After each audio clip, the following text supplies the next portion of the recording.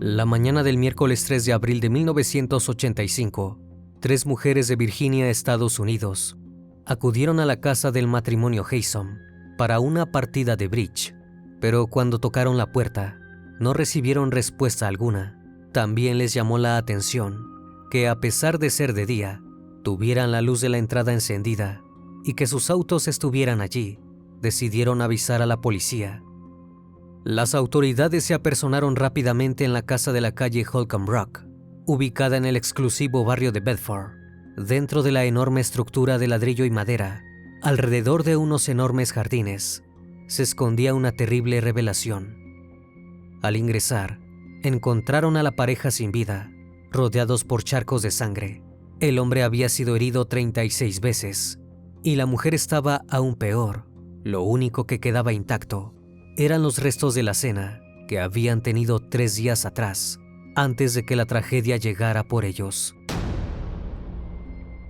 Buenas noches, bienvenidos al Criminalista Nocturno.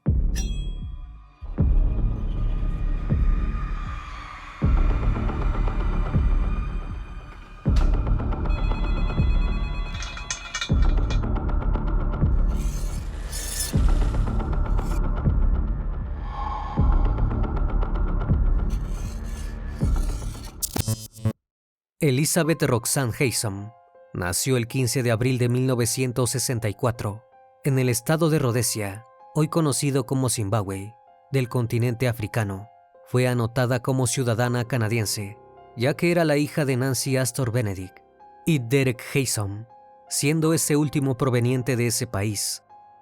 La familia gozaba de una excelente posición económica. El padre se desempeñaba como presidente de las compañías Sydney Steel y Metropolitan Area Grouting, y la madre era artista. Se habían casado en Sudáfrica en 1960 y desde entonces habían vivido en diferentes países, junto con más hijos de sus matrimonios previos. Nancy había concebido a Howard y a Richard, mientras que Derek había tenido a Berian, Julian y Fiona. Del extenso clan de hermanos, Elizabeth era la menor, y por ende, la más mimada, especialmente por su madre. Todos añoraban que tuviera un futuro perfecto, así que la anotaron en un internado suizo, sumamente exclusivo. Durante la secundaria, la joven asistió al colegio Wycombe Abbey, en Londres. La institución tenía un régimen estricto de estudios, y Elizabeth, las clases que más le gustaban eran las de actuación y las de música, porque podía mostrar su lado artístico. No obstante, conforme entró a la adolescencia, su personalidad cambió. Empezó a consumir drogas, al punto en que la descubrieron, y como penitencia, le negaron todo tipo de contacto con su familia. Lejos de agachar la cabeza, Elizabeth decidió fugarse del colegio, y no regresó a la escuela hasta 5 meses después, obligada por sus padres. Para ese entonces, ya nada era lo mismo. Sus amigas estaban mucho más adelantadas en sus estudios y ella se sentía sola. Fue por eso que empezó a guardar un enorme rencor hacia sus progenitores. Como una especie de venganza, comenzó a esparcir mentiras sobre el tipo de personas que eran, con quien quisiera escucharla. Dijo que habían ignorado un abuso íntimo, que vivió a los 10 años, en aquel colegio suizo. También que no le prestaron atención cuando un adolescente la agredió, sacándole 2 de sus dientes. Sus padres no hicieron más que indignarse. Sabían que cada uno de esos dichos eran mentira. De hecho, como consecuencia de aquella pelea con otro joven, a Elizabeth no le había quedado ni un rasguño. A pesar de que la chica ya era ingobernable, Derek añoraba que pudiera conseguir una buena profesión, posiblemente como ingeniera. Por esto, la anotó en clases particulares de matemáticas y hasta pidió que le dieran un año más de formación en el secundario. Lejos de surtir efecto, durante este último tramo de escolaridad, Elizabeth comenzó a consumir drogas pesadas, como heroína y LSD. Además, descubrió que le gustaban las mujeres, algo que alteró a toda la sociedad recatada a la que pertenecía. Finalmente, las autoridades de la escuela le advirtieron que de seguir comportándose de aquella forma, debería volver a su casa en Canadá sin poder graduarse. Nuevamente, esto no incomodó a Elizabeth. Le dijo a su novia de ese entonces que aprovecharan la oportunidad y se dejaran expulsar para viajar juntas por Europa. Aquella etapa fue caótica. Ambas chicas se dedicaron a dormir en casas de desconocidos, tener intimidad a cambio de dinero y robar comida. Cuando se aburrieron, pidieron ayuda al consulado británico para volver al país. Así, Elizabeth volvió a vivir con sus padres, quienes aún guardaban la esperanza de que su hija eligiera el buen camino. Cuando a Derek le ofrecieron un buen puesto de trabajo en Virginia, Estados Unidos, la chica tuvo que mudarse con él. Ingresó en la universidad de aquel estado y por primera vez en mucho tiempo, todo parecía marchar bien. Pero la realidad es que Elizabeth se sentía cada vez más asfixiada por sus padres y solo necesitaba de un empujón para sacar todo el odio que llevaba dentro. En 1984, cuando estaba en segundo año de la universidad, su camino se cruzó con el de un joven llamado Jens Sorin. Había nacido el 1 de agosto de 1966 en Bangkok, Tailandia, y era hijo de un diplomático alemán llamado Klaus. Ingresó a la institución con una beca especial para alumnos con un alto coeficiente intelectual. El enamoramiento fue instantáneo y mutuo.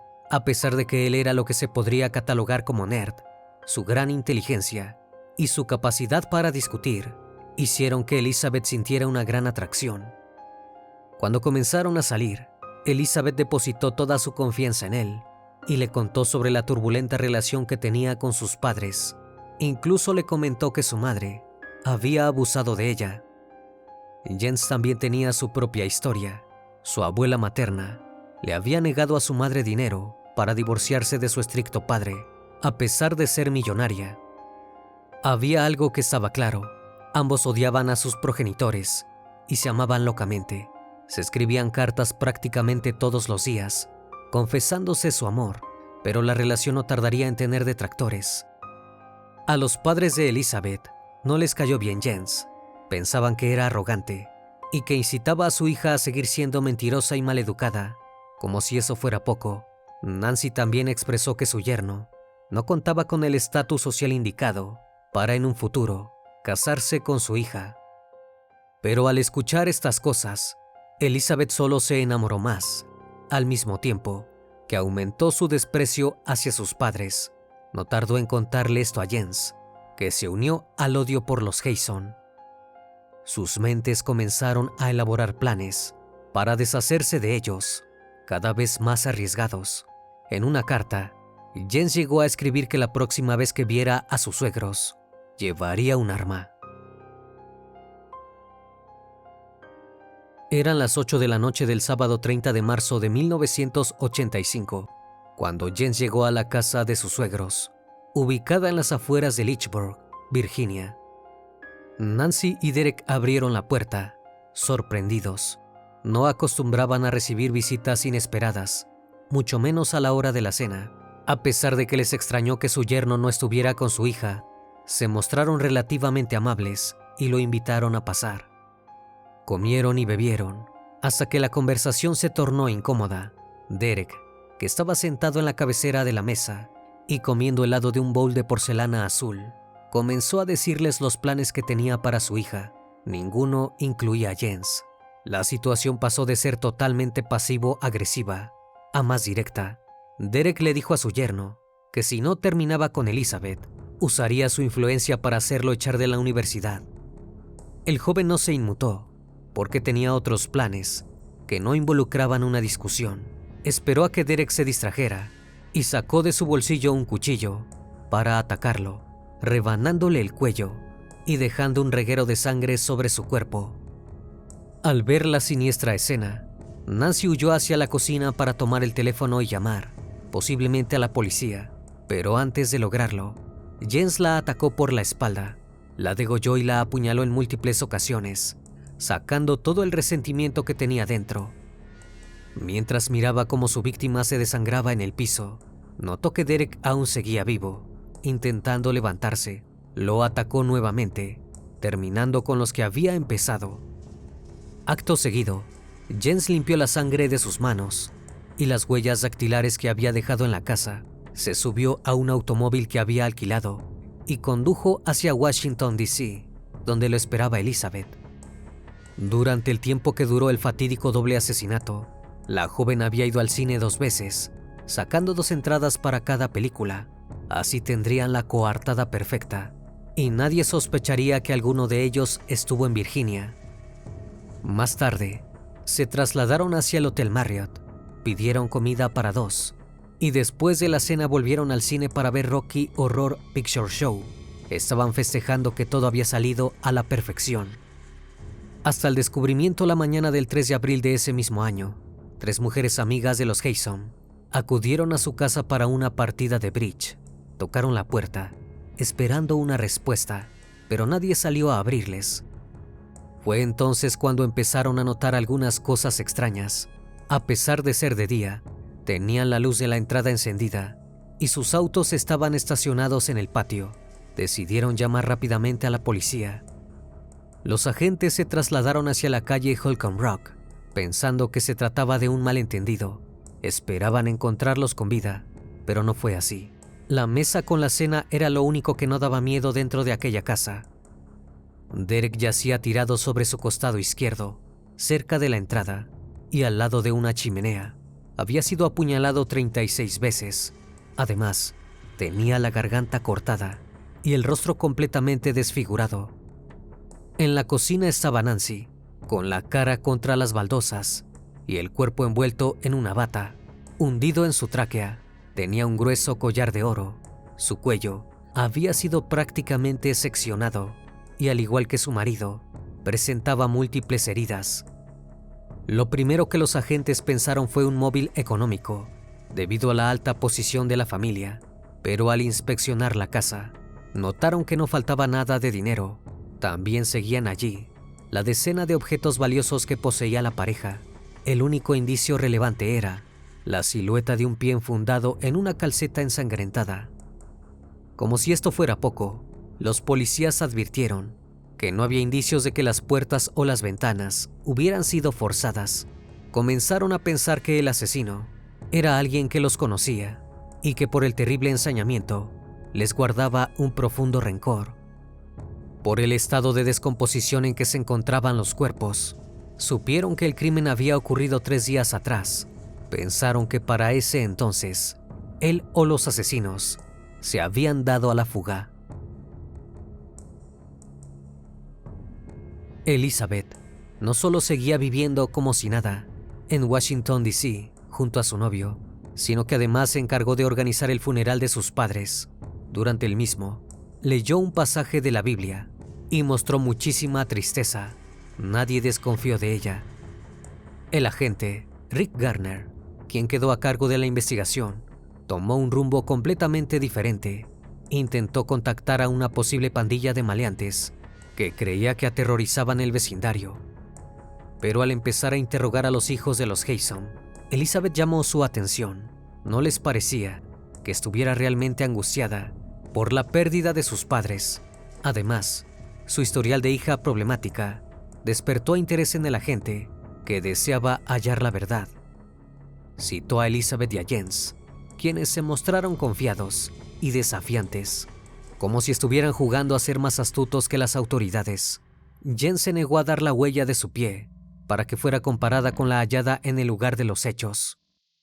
Como excusa, dijo que su padre era el vicecónsul de Alemania Occidental en Detroit y que esto podría causarle problemas a su familia.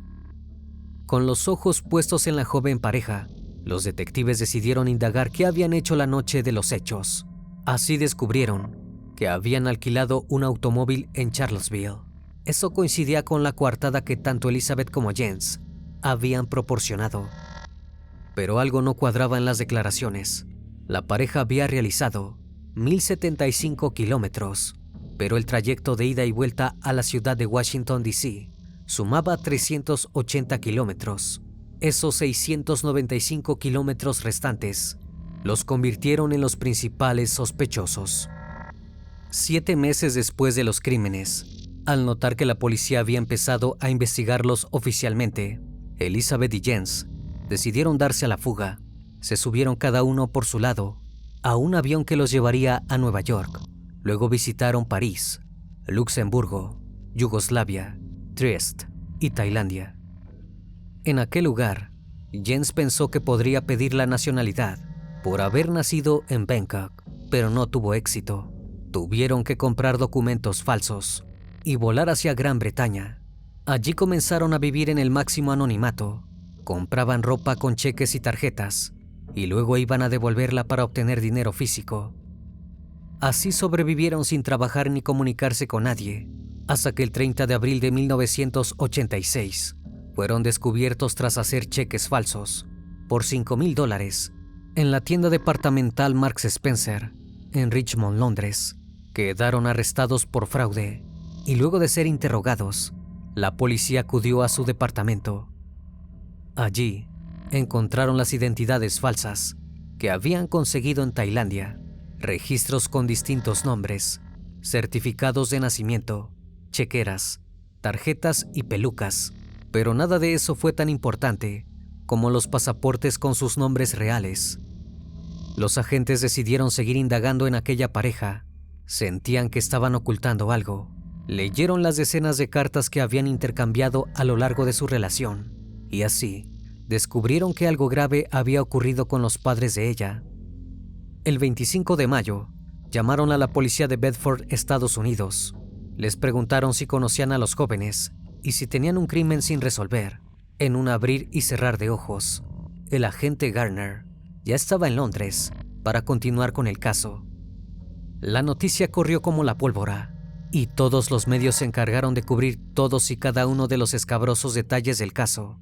Incluso se llegó a decir que aquellos jóvenes ricos habían utilizado magia negra y vudú para deshacerse de los Haysom. Supuestamente, el cuerpo de Derek había sido encontrado con una herida en la barbilla con forma de V. En la sala de estar había un dibujo hecho con sangre que sugería el 666, el número del diablo. Los agentes de Gran Bretaña, por su parte, se encontraban leyendo todas y cada una de las cartas que intercambió la joven pareja en busca de más pruebas. Descubrieron que el 21 de diciembre de 1984, Elizabeth le había escrito a su novio que quería hipnotizar a sus padres y hacerles magia vudú. Su fin era asesinarlos. Incluso relataba que debido a la concentración en su fallecimiento, su padre casi se había caído con su auto por un precipicio y que su madre casi se prendió fuego. Esto la ponía contenta. El 31 de diciembre de 1984, Jens le había respondido que su amor era la mejor arma contra sus padres. Estaba seguro de que su suegro podría perecer si lo enfrentaba y estaba planeando una cena para acabar con su vida. También decía que era posible realizar un ritual vudú. En otras cartas, Elizabeth daba a entender que no se decidía entre asesinar a sus padres luego de graduarse de la universidad o si hacerlo lo antes posible. Con todas las pruebas, los agentes se dispusieron a interrogar finalmente a la pareja, pero por separado. No querían que planease nada más en conjunto. El 5 de junio de 1986, Jens narró su versión de los hechos. Dijo que él había manejado solo el automóvil desde Washington hacia la casa de los Haysom para asesinarlos. Elizabeth, por su parte, se había quedado en Washington y había ido sola al cine. Cuando le preguntaron si ella sabía que él iría a la casa de sus padres para cometer el crimen, reconoció que sí, pero agregó que no lo tenía del todo claro. En sus palabras, nada había sido premeditado. Como estaba seguro de que el cargo de su padre lo liberaría de la cárcel, no quiso un abogado y tenía algo a su favor. Ninguna de las muestras de ADN encontradas en el lugar de los hechos era compatible con él. Elizabeth, por su parte, sí pidió un abogado y no quiso cooperar con la investigación, pero el 8 de junio se enteró de la confesión de su novio y pidió enseguida hablar con los agentes. Dijo que tanto ella como Jens eran igual de culpables. Este fue su último acto de amor. Viendo que la situación legal se complicaba y que su familia no podría sacarlo del apuro, Jens empezó a temer que lo ejecutaran. pidió que no lo extraditaran a Estados Unidos, ya que de ser así, sería juzgado en Virginia, estado que tenía el récord de mayor cantidad de ejecuciones en el país. Imploró que lo dejaran tener su juicio en Alemania, seguro de que la pena allí sería mucho menor. El argumento que presentó fue que la pena capital constituía un trato inhumano o degradante, prohibido por el artículo 3 de la Convención Europea sobre Derechos Humanos. Mientras sucedía todo esto, Elizabeth le escribió a Jens, desde su celda, una última carta. Le dijo que ya no lo amaba y que su relación estaba terminada. Planeaba volver a Estados Unidos y cumplir la pena que le impusieran. Esta noticia dejó completamente abatido al joven, y encima, su mala suerte no cesó ahí. No consiguió su extradición a Alemania y tuvo que contratar a un abogado para que fuera hasta la Corte Europea de Derechos Humanos para evitar que lo ejecutaran. En 1987, cuando tenía ya 23 años, Elizabeth fue extraditada y se declaró culpable del asesinato de sus padres, en calidad de cómplice. Cuando el juez le preguntó por qué los Haysom habían perecido, respondió que todo se debió a que tanto ella como su novio estaban obsesionados el uno con el otro. Además, describió a Jens como un celoso enfermizo que no quería que hubiera ninguna otra persona en su vida, además de él. Respecto al día de los hechos, relató que cuando Jens volvió de quitarle la vida a sus padres, se encontraron en el cine. El joven había llegado en el auto alquilado, envuelto en una sábana ensangrentada, y le habría anunciado que había cometido el crimen. Luego de eso, fueron al hotel, donde él se duchó y le pidió que limpiara la sangre del auto. Ella, en estado de shock, no pensó en otra cosa que no fuera salvar a Jens de una posible condena. No veía plausible entregarlo, ni mucho menos abandonarlo. También dijo que luego había intentado solucionar un problema de impotencia íntima de Jens y que lo habían logrado. El joven estaba siendo completamente avergonzado frente a todos los presentes. Cuando le preguntaron si pensaba que era posible que su novio asesinara a sus padres, respondió que jamás creyó que llegaría tan lejos. Después le consultaron por qué ella deseaba que fallecieran. Elizabeth habló del rencor que les guardaba, de cómo la habían enviado lejos cuando era chica y de cómo la querían controlar cuando entró en la adolescencia. Además, dijo que Nancy era mentirosa y alcohólica. Sin embargo, el fiscal le respondió que sus padres la amaban, que le habían dado la mejor educación y que solo habían intentado cuidarla. También le preguntó por la acusación que ella había hecho sobre el abuso íntimo por parte de su madre. Elizabeth negó rotundamente esto. Acto seguido, 2 de sus hermanos por parte de su madre manifestaron ante el juez que la joven era una mentirosa compulsiva. Finalmente, Elizabeth admitió haber manipulado a Jens para que cometiera el hecho, pero resaltó que él había actuado por su propia voluntad. Durante el viaje de 4 horas hacia la casa de los Haysom, jamás se había replanteado lo que estaba por hacer. A pesar de que ella había aceptado parte de la culpa, uno de sus hermanos mayores subió al estrado para ir aún más lejos.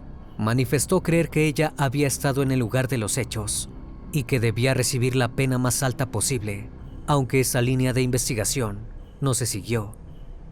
Durante el proceso judicial, la acusada fue diagnosticada por varios psiquiatras con trastorno límite de la personalidad, lo que probablemente ayudó a evitarle la pena máxima.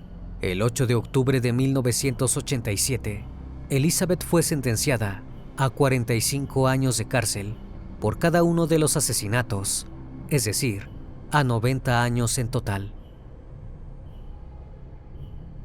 El 7 de junio de 1989, el abogado de Jens consiguió el apoyo del Tribunal Europeo y el fiscal norteamericano Jim Updike tuvo que declarar ilegal la posible pena capital.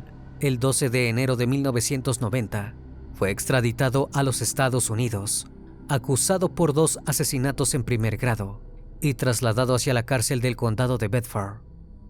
El juicio comenzó el 18 de junio de 1990 y fue el primero del país en ser televisado. Durante la primera audiencia, tuvo un giro inesperado. Jens se declaró inocente. Dijo que se había autoincriminado durante el interrogatorio para proteger a su exnovia, ya que pensaba que él tendría inmunidad diplomática. En 5 años, él estaría fuera de la cárcel y ella evitaría la silla eléctrica. Al menos ese había sido su plan. Cuando narró su nueva versión de los hechos, expresó que en realidad había sido Elizabeth quien condujo desde Washington hacia Lynchburg para asesinar a los Haysom. El móvil habría sido un problema de deudas por drogas y la joven habría contado con la ayuda de James Farmer, su amigo traficante.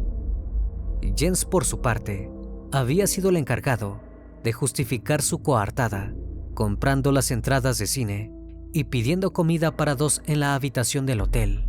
Cuando se reencontraron, ella le pidió ayuda para salvarse de la pena capital. Luego de esto, su abogado señaló que la investigación policial había sido ineficiente y sacó un as que tenía guardado bajo la manga en la entrada de la casa de los Haysom. Los agentes habían hallado colillas Merit, la marca de cigarrillos que fumaba Elizabeth. A eso se sumaba que en el lugar habían hallado una huella de calzado talla 8, la misma talla que calzaba la joven, y una botella de vodka con sus huellas dactilares. Pero la situación era complicada porque el fiscal Jim Updike tenía presente su confesión inicial y expresó que los detalles que Jens había proporcionado eran demasiado precisos. Por ejemplo, una prueba de luminol había indicado que las pisadas con sangre iban desde la casa hasta donde había dicho que había estacionado su auto alquilado. Como si esto fuera poco, la huella plantar hallada cerca de los cuerpos le pertenecía. Por otro lado, las huellas de Elizabeth en el vodka y las colillas podían ser del fin de semana anterior al que hablaban, cuando ella fue a visitar a sus padres para el cumpleaños de Derek. Por último, la ausencia de huellas de Jens en la escena coincidía con lo que había dicho en su confesión. Se había dedicado a limpiarlas con cuidado. Antes de la sentencia, Elizabeth subió al estrado para declarar contra su exnovio. Narró todos y cada uno de los hechos, como supuestamente habían ocurrido. El 4 de septiembre de 1990, Jens fue encontrado culpable por el doble asesinato y condenado a 2 cadenas perpetuas consecutivas. El joven dijo que si bien admitía que sentía algo de responsabilidad por lo ocurrido, también había sido víctima de una mujer mentalmente enferma y manipuladora. El amor se había evaporado por completo. Durante los años siguientes, Jens intentó conseguir la libertad condicional, sin obtener éxito.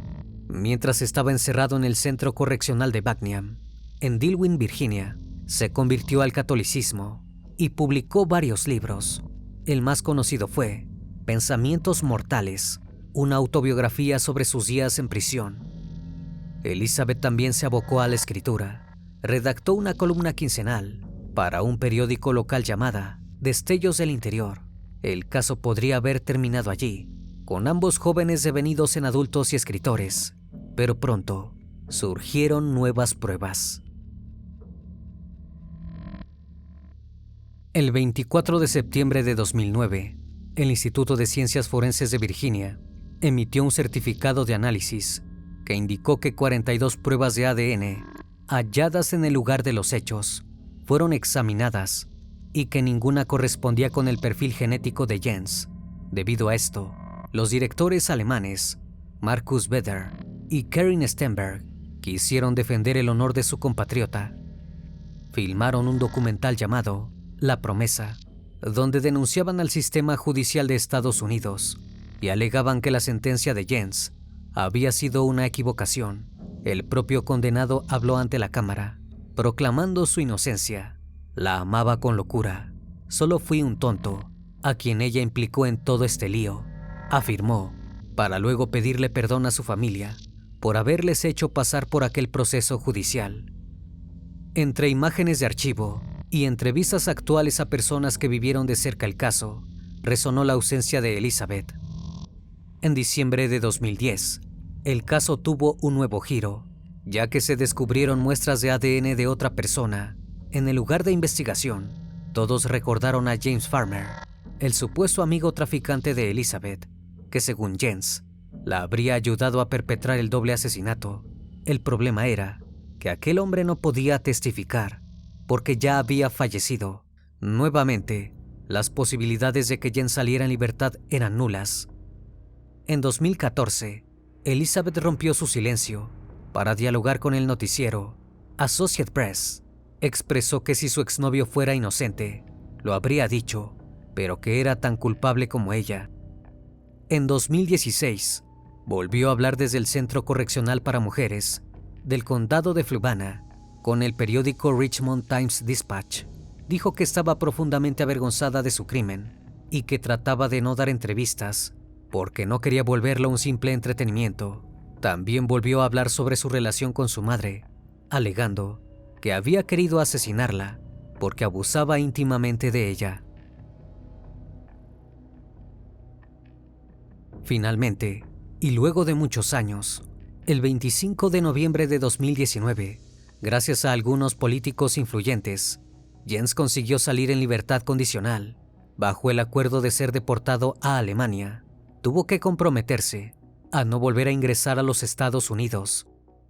Pero eso no fue todo. El gobernador de Virginia, Ralph Northam, dijo que no podía liberar solamente a uno de ellos, por lo que Elizabeth también fue deportada. El día que se decidió su liberación, la expareja estuvo en el mismo edificio, a tan solo unos pasos, pero no se vieron. Tampoco manifestaron interés en hacerlo.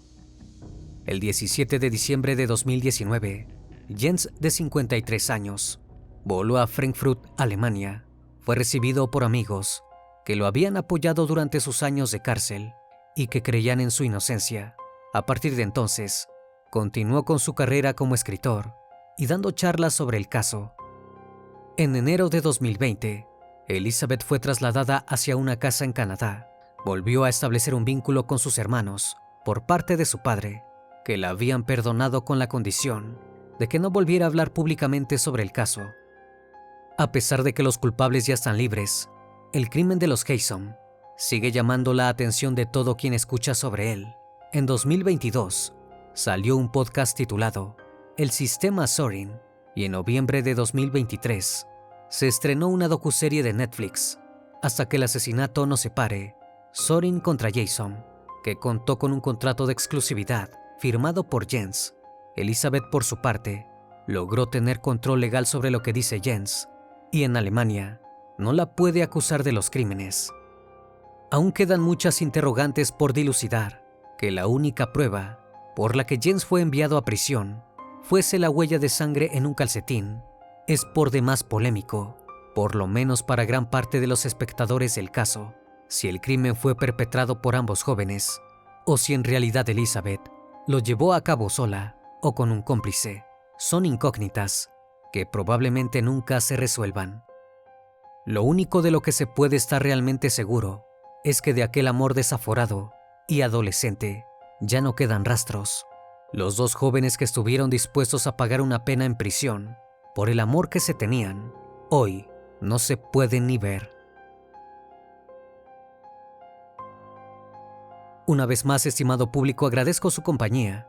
Gracias por acompañarme en esta nueva transmisión. Recuerden que pueden seguirme en redes sociales. Actualmente me encuentro en Facebook, Twitter, Instagram, TikTok y también en Spotify. Si el caso de hoy te pareció interesante e informativo, te pido me regales un like o un comentario sobre la transmisión de esta noche. Me despido de ustedes, no sin antes agradecerles su compañía, y recuerden, si aún no estás suscrito, te hago la cordial invitación a que lo hagas y formes parte de esta gran comunidad. Esto es El Criminalista Nocturno. Hasta la próxima emisión. Buenas noches.